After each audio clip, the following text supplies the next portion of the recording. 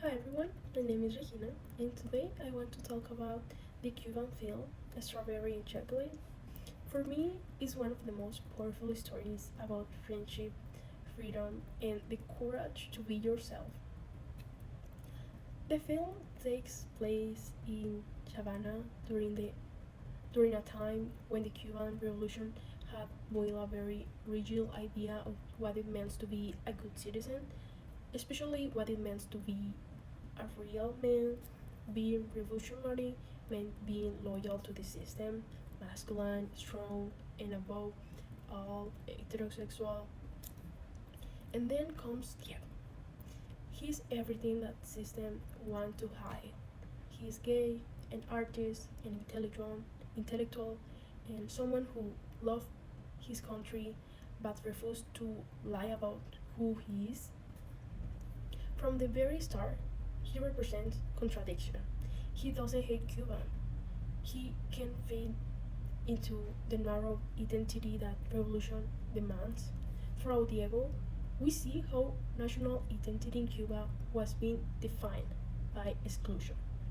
The system built itself by re- reject, rejecting those who were different, especially people whose ideas or lifestyles didn't match of the socialist ideal.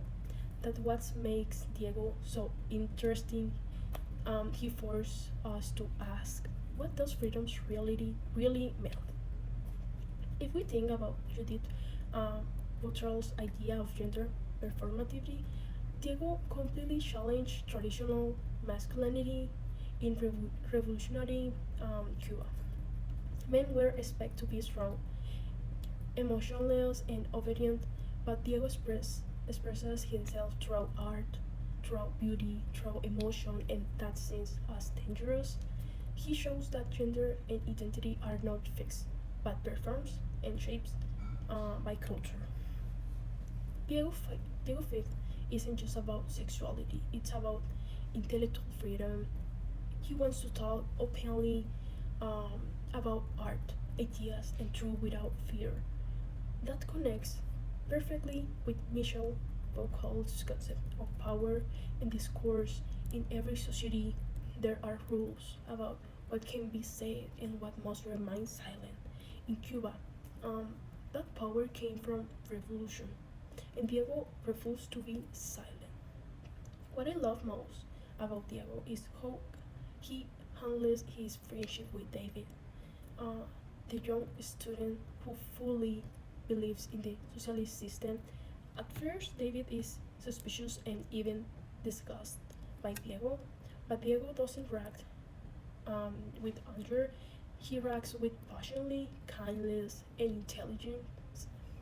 Throughout their conversations, throughout books and art, Diego helps David to start to see the world differently. He doesn't force him to change. He helps with think, and that's what makes Strawberry and Chocolate so beautiful.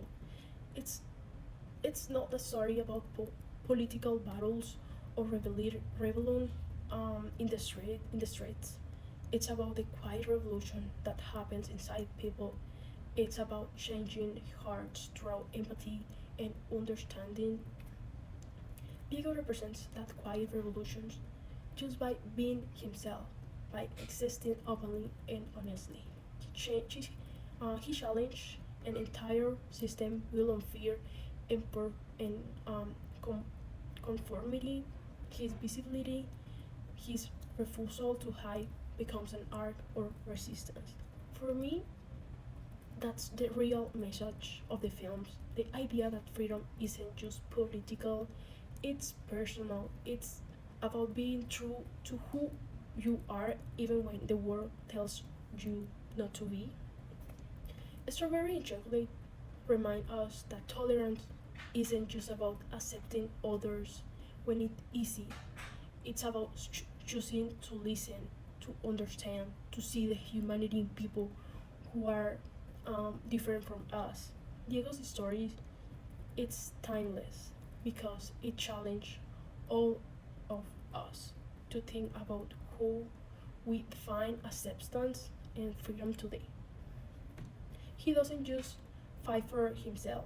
He fights for the right of everyone to exist authentically, and that's why I think this film still matters so much. It's not just a Cuban story; it's a human story, one about love, courage, and the power of understanding. Thank you so much.